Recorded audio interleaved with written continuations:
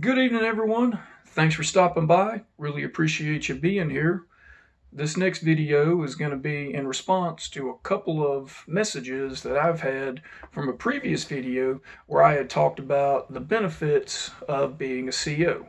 In a previous video, I mentioned when the clerk came to visit us, the union, and I had briefly mentioned some of the benefits there. A couple of people had messaged me asking about what were those benefits and what they could be expected. So, what I've done, I wrote up a list here of current benefits that you can be expecting the state to be providing for employment as a corrections officer. These are a little bit different from when I worked there from 2013 to 2015. The biggest difference is the CO rank structure and the pay scale. A lot of the other stuff remained the same. I was pretty surprised about that. It's very consistent across the board. What changed was the pay. There were increases, but that's also going to be with inflation, and as time goes on, pay seems to always change as the market changes. The only benefit I can't list on here is going to be the job satisfaction benefit. Everyone gets into the job with a different kind of expectation of what this industry is going to provide. Some look to get into for job security. Some get into because prior military, they're looking to get back into a uniformed service. Others look at it being a state job as really good state benefits. They want to provide for their family. All of those are very viable reasons. It's up to you, the individual, to decide what your main benefit is. What I have here listed is going to be what you'll be provided by the state for working in this industry. First thing we're going to start off with is pay. A CO3 starts off making $3,019.84 a month. This is what you're going to be paid. Now, this number here, of course, is before taxes kick in and insurance. Everyone is going to have some kind of insurance. If you don't, great. That's your perspective. Most people are going to want some kind of insurance benefits. Taxes, you can't avoid those taxes. They're just going to be there. So this sum here, $3,019.84, is what you'll be paid each month, direct deposit, and then taxes are going to withdraw, insurance benefits, and what's left over is what you're going to have each month pay-wise. The next big benefit is going to be your retirement. You vest into the Employee Retirement System of Texas, affectionately called EARS. This is where you pay into your pension plan. This is what you're going to have to live off of once you put in X number of years with the state in this industry that will pay you for the rest of your life. The big benefit to this one, if you transfer to another state agency, you can take this retirement and you can transfer it to that agency and continue to pay into it. It's a pretty good benefit. On top of that as well, you're also going to be paying into health, vision, dental insurance. There are a bunch of different ones depending on your setup in life. If you have children, different dependents, marital status, all of that's going to depend. You really need to check with human resources to get the most up to date, but these are available. Another one is the Child Health Insurance Program. This is a program where you can insure your children, so if anything happens to them, injury, sickness, they're covered as well. It's a separate program from your particular health insurance. This wasn't a thing when I worked there in 2013 to 2015. This seems to be a newer one. So you should definitely look into it if you have children. Next one up, veteran employment friendliness. Back in the 9/11 days, when veterans were being called up to go serve overseas, especially those in reserve status, National Guard status. You weren't supposed to be counted against or looked differently upon at all on your availability of being recalled. However, let's face it, employment agencies did find ways to look differently upon us during these days. They couldn't talk about it, couldn't list it, had to find another reason, but I guarantee you it was a factor. With TDCJ, they're very veteran friendly. They give you time to serve out your 1 weekend a month, 2 weeks a year for those in reserve status. If you choose to leave the agency and join the military active duty, when you discharge from active duty, you can hire back on with this agency and pick back up, so the paperwork says, where you left off. That's phenomenal. I don't know of any other agencies that do that. Another one that makes the list, a recruiting bonus. Once you're hired on with the agency, after you've served for over 12 months, if you get somebody to hire on and they list you as a reference on their paperwork, somewhere on the paperwork there's who recruited you. If they list you and they stay hired on with the agency for over 12 months, you get a bonus for that. It's different for different parts of the states, different units that you work at, but it is a benefit. The other one, direct deposit. It's kind of a double-edged sword. You have to have direct deposit. You have no choice in the matter. There are no paper checks mailed out. You have to have a verifiable bank account with a routing number and either a checking or savings account, money market, some form of an account where this money can be deposited. It's the only way you can get paid by this agency. EAP. I talked about in our previous video about acronyms. Employee Assistance Program. This is the program that can help you out with issues in your life. You have access to it through your Human Resources program, such as if you're having problems with depression, anxiety, marital counseling, you need some form of legal assistance that the union can't take care of. You don't have to be a part of the union to be an employee. You can, you pay for it. Even if you don't, there are other forms of legal counsel that are available to you. Lastly, chaplaincy services. If you need religious counseling or you just need to talk to an individual who has an unbiased opinion about the agency, you can request to speak with a chaplain. You'll be put in contact with one. Next up on the list, workers' comp, also known workers' compensation. If you're injured in the line of duty, something happens to you, you can't perform your duties, you can continue to be paid through the workers' comp program. I never had to use it. I'm not 100% sure the procedures for it. Human Resources is going to have the most up-to-date information.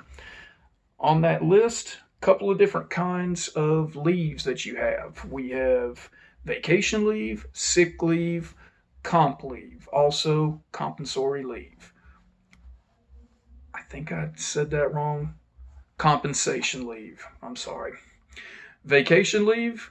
Every month that you're there, you're going to get 8 hours of leave credited towards you that you can use to take a vacation. It's yours to accrue. You have to use it within a certain amount of time. The more years of service that you have, the more you can roll over. From what I understand, within your first 2 years, you can save up to 180 hours worth of this vacation leave. After that, you start to lose that time. You need to use your vacation time. Sick leave, you get 8 hours of that. 8 hours of sick leave every month that you serve. This can be unlimited. If you never take sick leave, you can build up an unlimited pool of this time. It's there for you when you need it.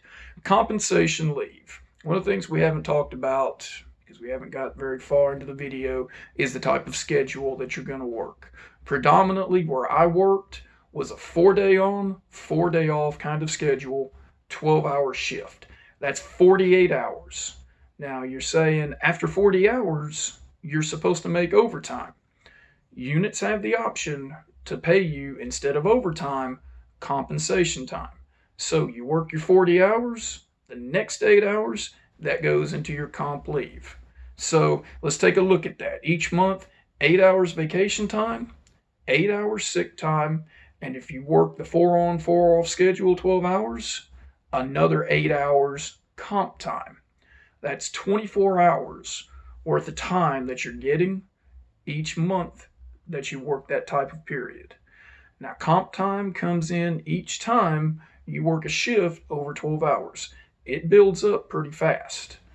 You have to take that just like you do your vacation time so you don't end up losing it. When I worked into it, every 2 years, you could build up as much of that as you needed, but you had to take it every 2 years. After that, regardless of how much you had, it was white. You lost all of it. Take your time off, enjoy it. Next on the list, another type of leave for veterans, those serving in the reserve services, military leave. You get 15 days paid time off to serve your reserve time. Most reserve units require at least 1 weekend a month, 2 weeks a year. 15 of those days are going to be fully paid.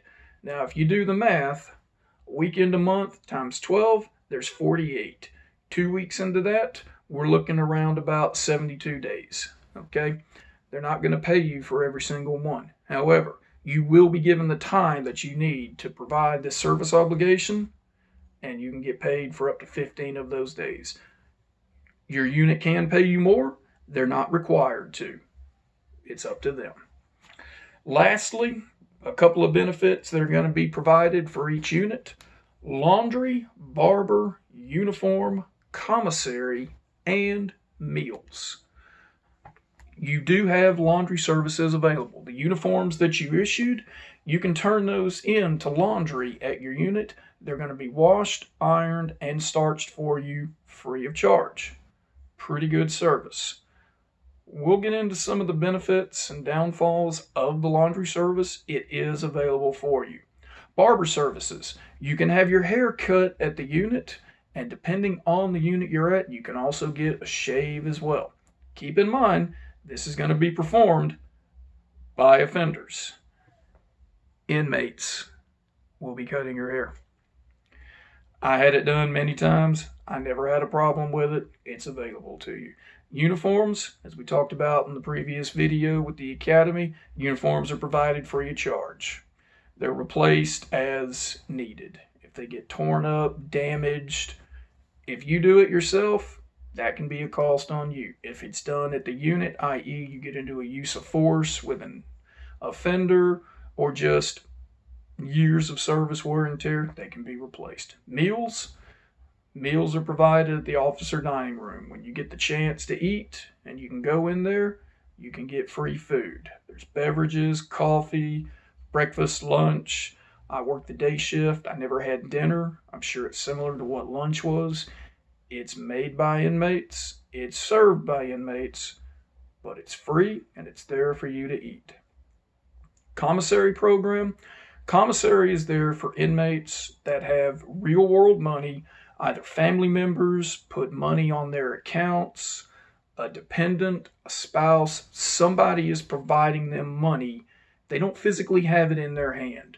You're issued a state ID with a barcode that scans. All offenders have these. Corrections officers have them as well. Any money that's on that will be listed through that ID card. They can go into the commissary, scan it, it'll show how much money they have, and then there's a sheet of paper that you fill out that lists all the different items you can buy. Water, sodas, candy, food, laundry items, hygiene, soap, shampoo, shoes, sandals, boxers, briefs, undergarments, anything that the offender wants to buy. Corrections officers also have this available to them. One of the things you set up with human resources when you go through the academy, you set up if you want money deducted from your paycheck, $5, $10, $20. You may say, why do I want to do that? I want to shop at the same place that inmates are shopping at. What I want to do that? I'll just go down to Walmart. A couple of benefits for that. One, it's tax free. You don't pay taxes at the commissary.